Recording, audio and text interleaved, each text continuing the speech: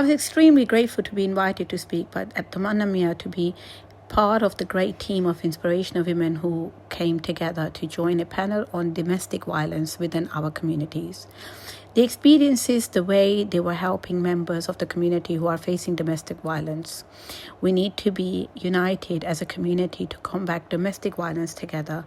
A big thank you to Atiq Chowdhury and Paytab for supporting this event and hosting a lovely International Women's Day Iftar event in Yum Yum Thai restaurant. The food was delicious, and a special thank you to Tamanna for hosting this event and all the volunteers who actually worked really hard and made this Bangladeshi community event very successful. And also this event represents the unity between the different diverse nation in UK. On a new way to their sons. I have seen control and domestic violence in the workforce as well.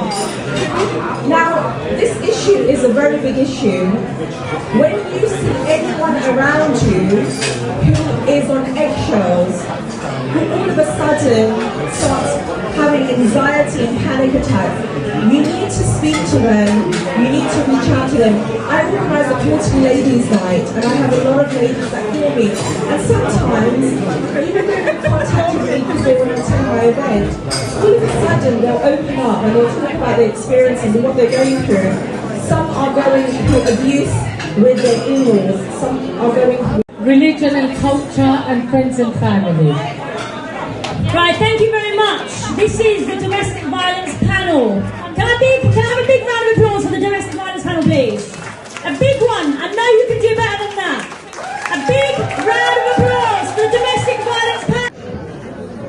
He's a very renowned imam in the Bangladeshi community, and he is a renowned member of the community. He's on many TV channels. He helps a lot of people with a lot of things.